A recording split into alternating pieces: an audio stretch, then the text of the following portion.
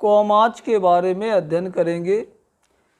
मैंने देखो यहाँ पे थोड़ा सा लिखा हुआ है कि कॉमाज पंक्चुएशन का सबसे महत्वपूर्ण अंग होता है। इसका प्रयोग निम्न कंडीशन में किया जाता है जो इस प्रकार है।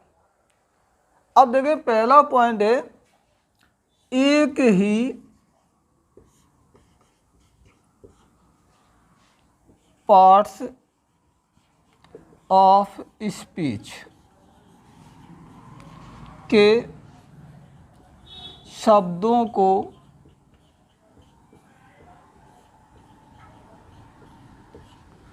पृथक करने के लिए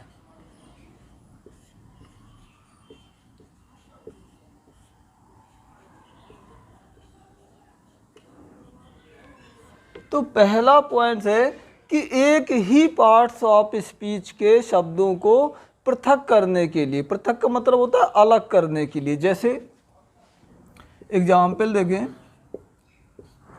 Ravi, Mahesh, Suresh and Mohan are fast friend.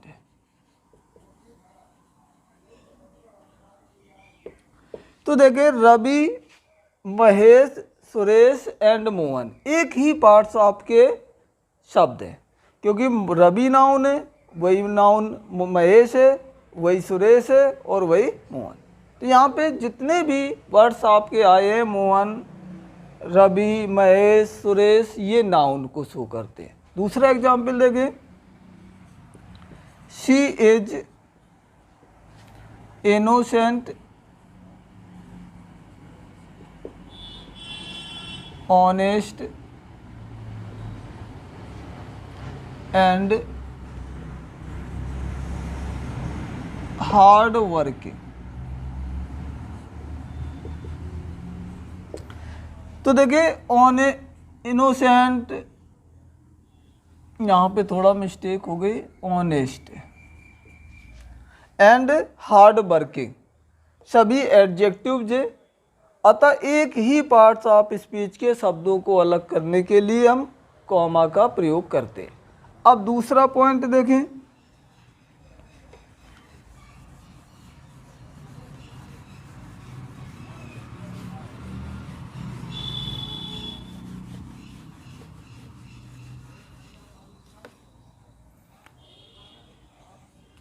दूसरा पॉइंट है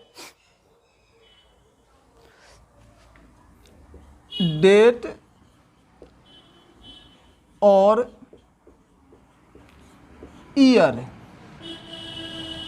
को अलग करने के लिए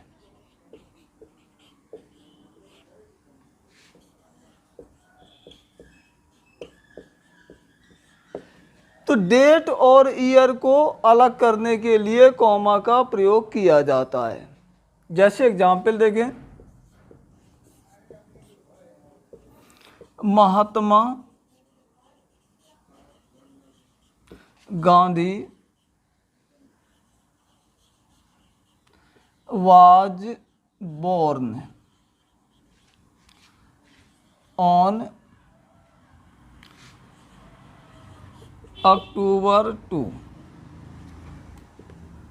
1869। तो देखें ये आपका डेट हो गया और ये आपका ईयर हो गया। तो डेट और ईयर को आपस में पृथक करने के लिए हम कॉमा का प्रयोग करते हैं।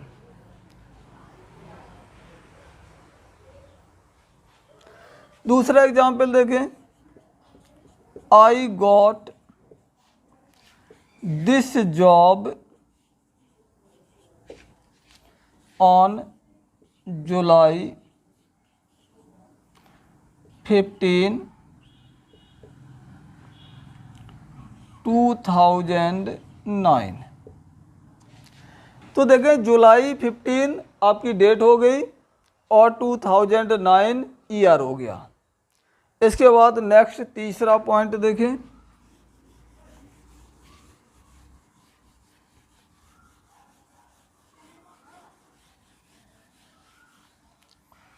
तीसरा पॉइंट है नॉमिनेटिव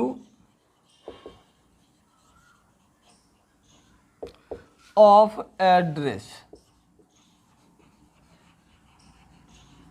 को शेष वाक्य से पृथक करने के लिए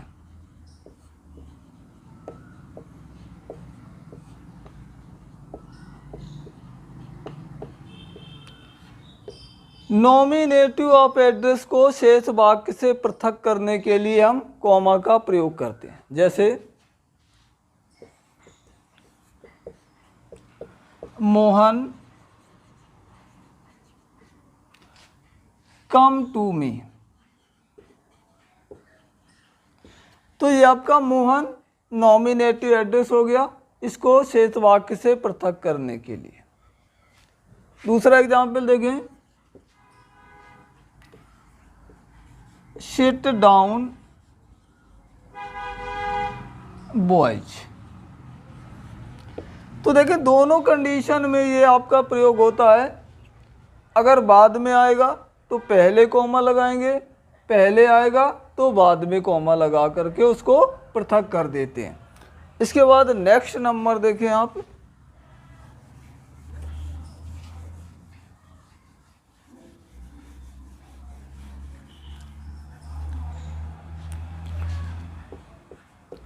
रिपोर्टिंग क्लाउज।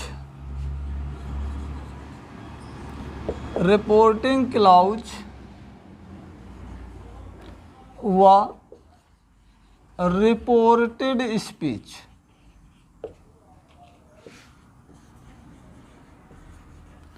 को पृथक करने के लिए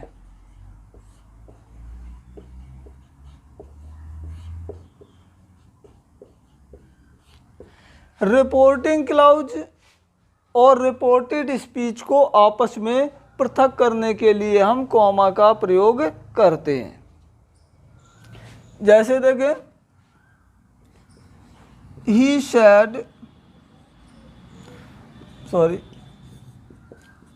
sad to me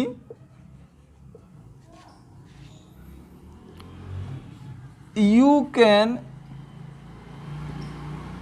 come to me daily.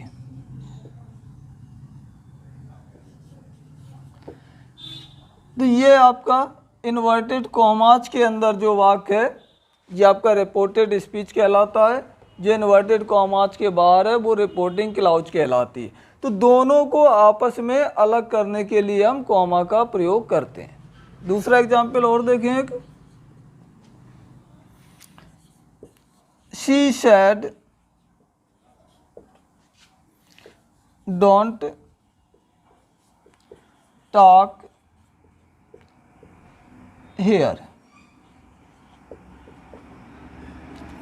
She said don't talk here, तो ये शी सैड आपका रिपोर्टिंग क्लाउज हो जाएगा, डोंट टॉक हेयर ये आपका रिपोर्टेड स्पीच है।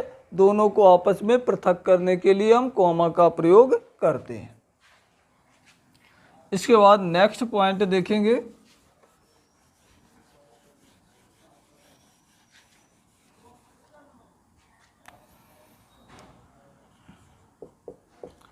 पत्र लिखते समय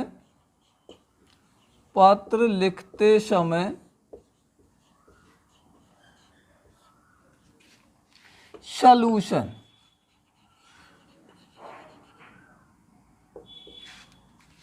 इसको कहते हैं अभिवादन।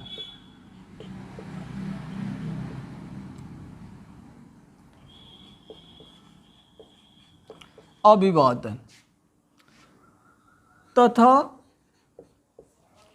कंप्लीमेंट्री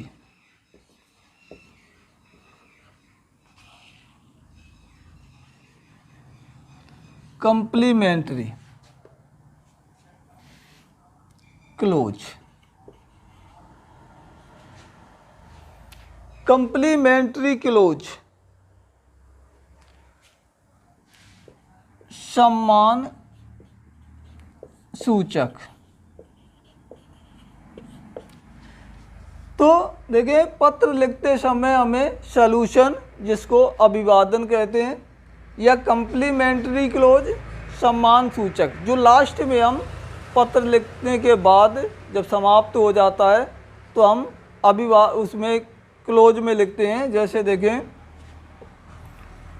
डियर सर, ये आपका सॉल्यूशन कहलाता है। माय डियर फादर, ये आपका सॉल्यूशन कहलाता है। और योर सिंसियरली, योर सिंसियरली, ये आपका कंप्लीमेंट्री क्लोज कहलाता है, सम्मान सूचक। या हम लिखते हैं योर ओबेडेंटली,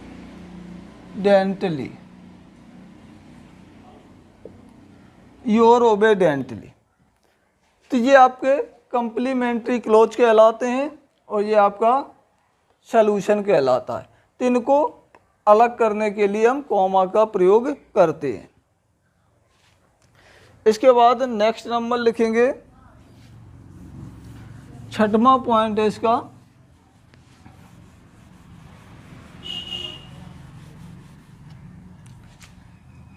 जब एंड के द्वारा, जब एंड के द्वारा जुड़े हुए पेयर्स, जिसको हिंदी में जोड़े कहते हैं, जब एंड के द्वारा जुड़े हुए पेयर्स को पृथक करने के लिए,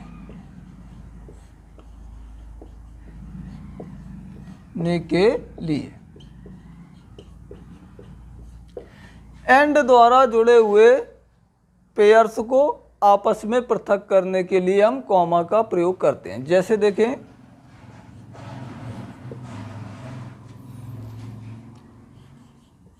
poor and rich,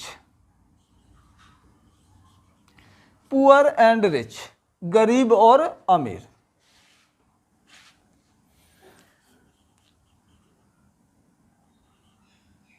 lawyer and beggar, lawyer and beggar,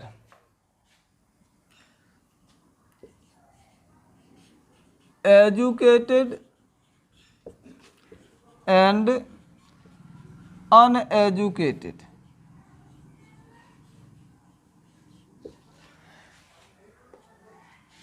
all are equal before the God। तो देखें पुअर एंड रिच, तो पुअर एंड रिच का मतलब हो जाएगा गरीब और अमीर। लॉयर एंड बेगर, वकील और भिखारी। एजुकेटेड एंड अनएजुकेटेड, शिक्षित और अशिक्षित। All are equal, all are equal, सभी समान है बिफोर द गॉड, ईश्वर के सामने। तो जब हम एंड के द्वारा जुड़े हुए पेयर्स को प्रयोग करते हैं तो उनको आपस में पृथक करने के लिए हम कॉमा का प्रयोग करते हैं। दूसरा एग्जाम्पल और देखें,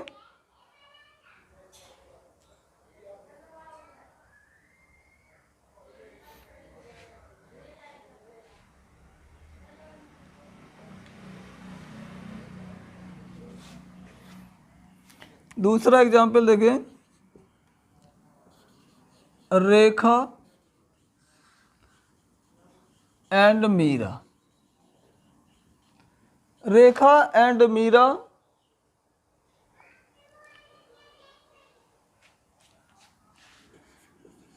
सीमा एंड गीता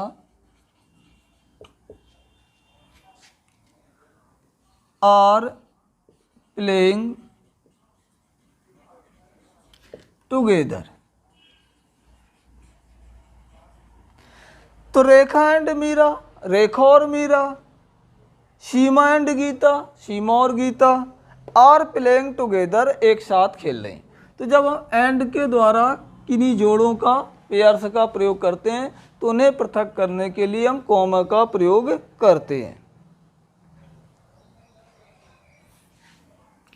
नेक्स्ट पॉइंट है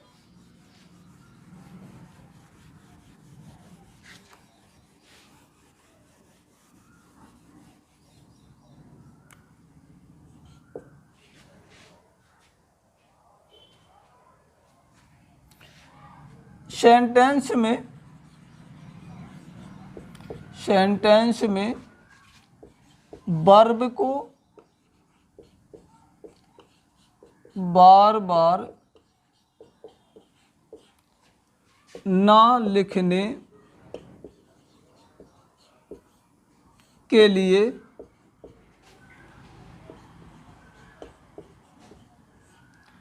कॉमा लगाते हैं। अगर किसी सेंटेंस में एक ही वर्ब बार बार प्रयोग होती है तो उस वर्ब को हम दो दो बार, तीन तीन बार ना लिख करके एक बार लिख करके शेष हम उस वर्ब को कॉमा के द्वारा शो कर देते हैं, तो पता चल जाता है कि कौन सी वर्ब का प्रयोग हुआ। जैसे देखिए example,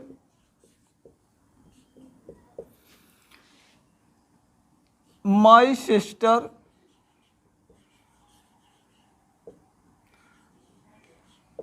Yeats noodles and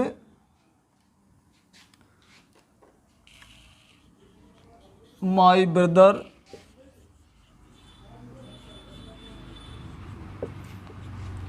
chocolate. तो देखिए माई सिस्टर ईट्स नूडल्स, मेरी बहन ने नूडल खाती, मेरी बहन नूडल खाती है। एंड माई ब्रदर, और मेरा भाई चॉकलेट। तो यहाँ पे कॉमा लगा करके हमने इस ईट्स को दोबारा रिपीट होने से मना कर दिया, रोक दिया, क्योंकि यहाँ पे भी माई ब्रदर ईट्स चॉकलेट इस तरह से बनता। तो कॉमा लगा करके हमने उस वर्ब के रिपीटिशन को, पुनरावृत्ति को हमने यहाँ पे ब्रेक कर दिया और कॉमा के द्वारा उस वर्ब को प्रदर्शित कर दिया। दूसरा देखें, Seema bought a frock. Seema bought a frock and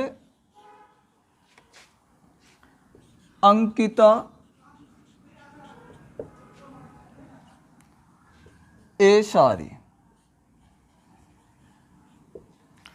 तो सीमा बॉट ए फ्रॉक, सीमा ने एक फ्रॉक खरीदा, एंड अंकिता ए साड़ी। तो यहाँ पे कॉमा लगा के हमने बॉट को रिपीट होने से रोक दिया।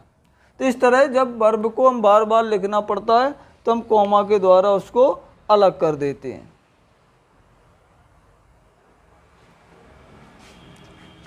नेक्स्ट अगला नंबर देखिए,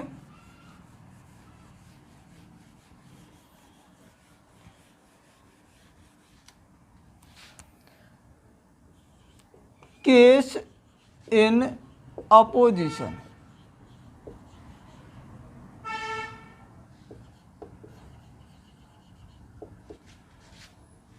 के दोनों ओर,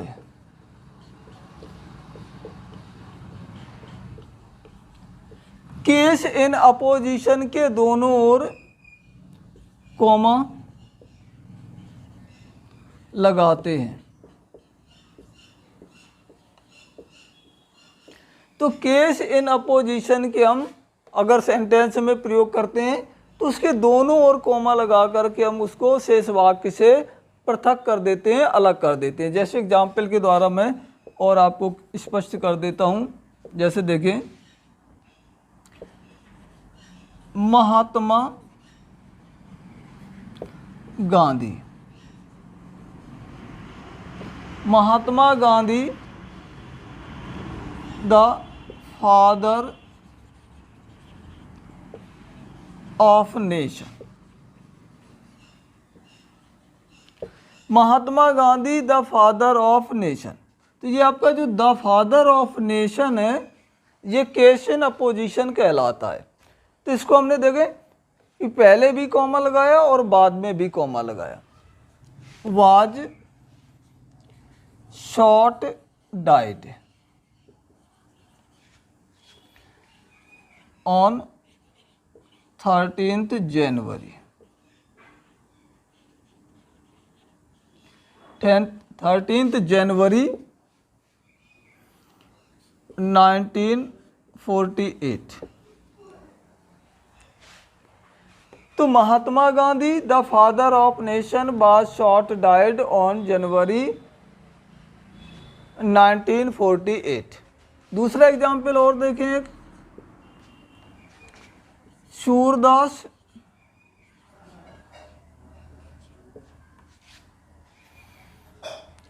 ए ग्रेट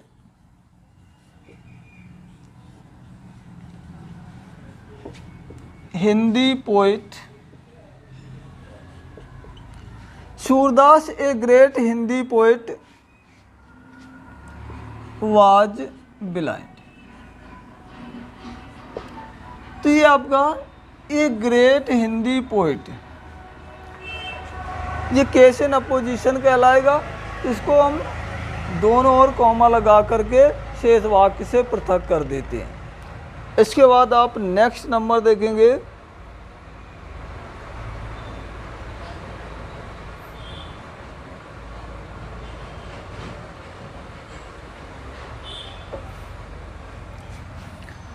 अगला नंबर है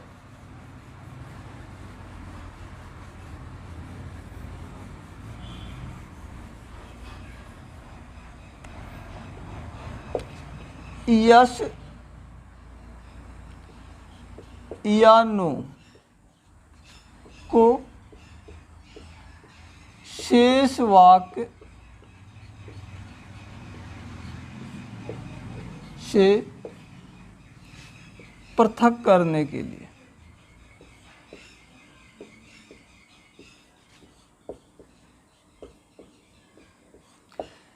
अगर किसी सेंटेंस में यस और नो का प्रयोग होता है तो उन्हें यस और नो को शेष सेंटेंस से अलग करने के लिए हम कॉमा का प्रयोग करते हैं। जैसे एग्जाम्पल देखें तो और आप अच्छे से समझ सकेंगे।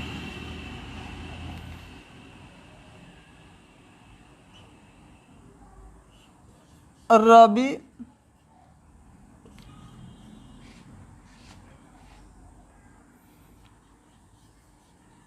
bought a pen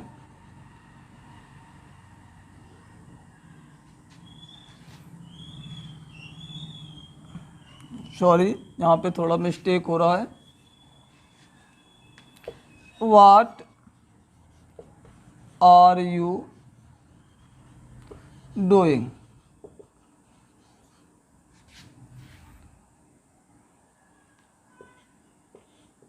Mohan.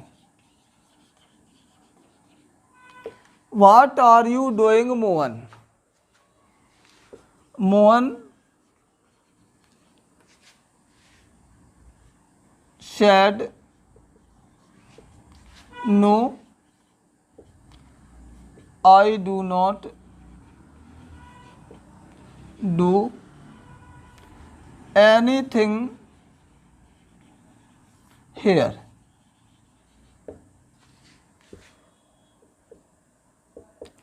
तो what are you doing Mohan, Mohan तुम यहाँ क्या कर रहे हो? तो मोहन सेड मोहन ने कहा, नो नहीं, I do not do anything here, मैं यहाँ कुछ नहीं करता। दूसरा एग्जाम्पल देखें,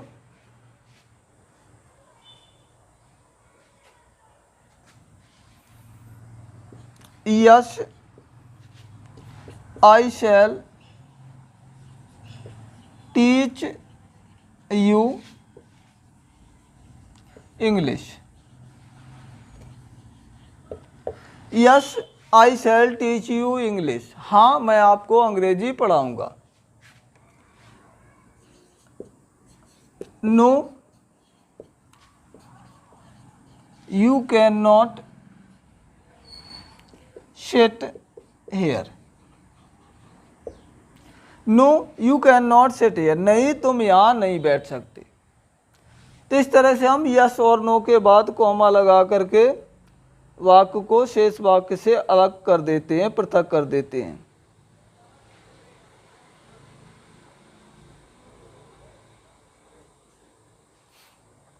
नेक्स्ट नंबर है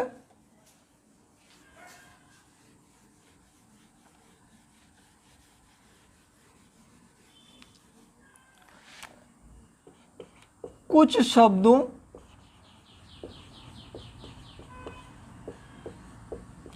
व फ्रेजेज को पृथक करने के लिए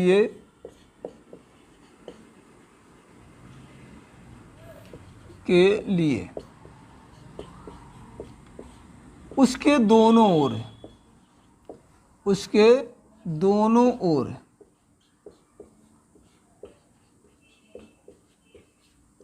कॉमा लगाया जाता है।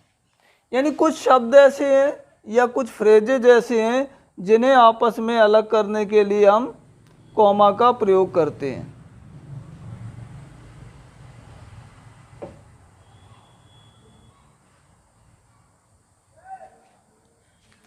जैसे देखें एग्जाम्पल, आई देयरफॉर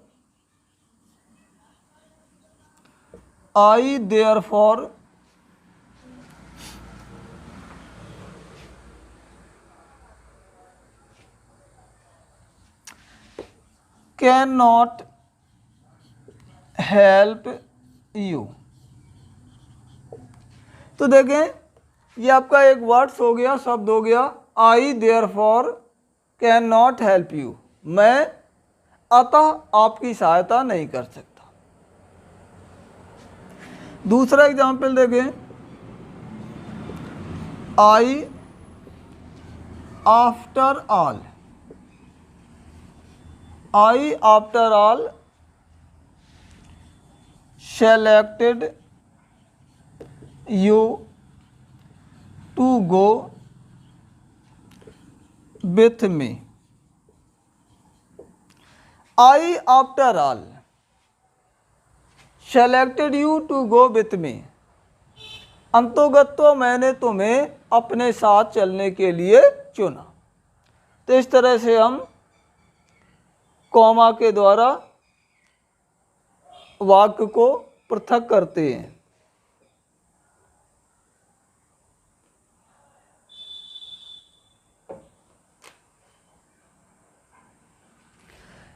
नेक्स्ट पॉइंट देखें,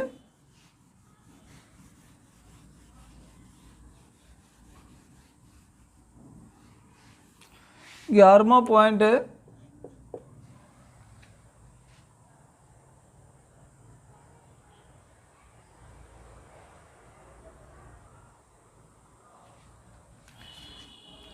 एडवर्बियल फ्रेज व एडवर्बियल क्लाउज को पृथक करने के लिए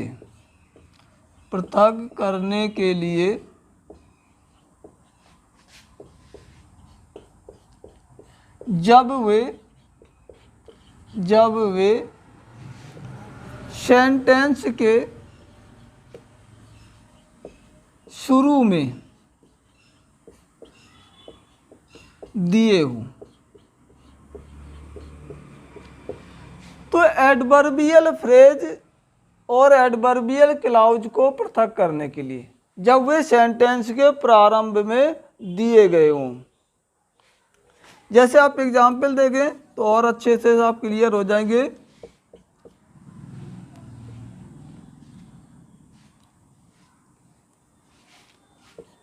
इन केस ऑफ नीड,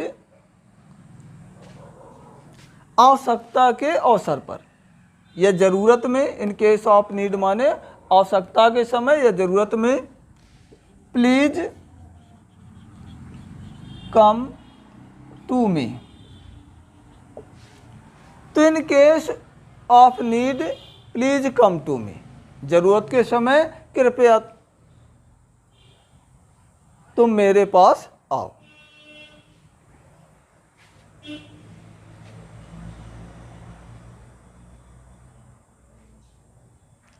दूसरा एग्जाम्पल देखें,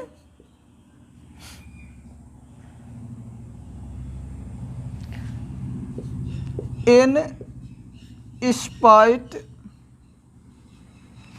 of many instruction,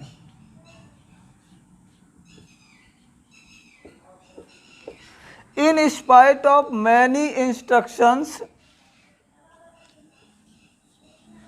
she did the same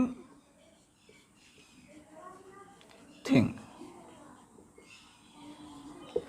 In spite of many instructions, अनेक निर्देशों के बावजूद, मैनी माने बहुत से, इंस्ट्रक्शंस माने निर्देश, इन स्पाइट माने के बावजूद, मैनी इंस्ट्रक्शंस अनेकों निर्देशों के बावजूद सी डिड द सेम वर्क, उसने ठीक वैसे ही कार्य किया। तो इस तरह से हम कॉमा के द्वारा क्लाउजेज को, वर्ड्स को, फ्रेजेज को आपस में शेष वाक्य से अलग करते हैं। तो ये आपका कॉमा वाला पोर्शन कंप्लीट हुआ। इसके बाद नेक्स्ट पार्ट 3 में आपको यूज ऑफ कैपिटल लेटर्स के बारे में बताया जाएगा कि हम कहाँ पर कैपिटल लेटर्स का यूज करते हैं। इस कॉन्सेप्ट में इतना ही।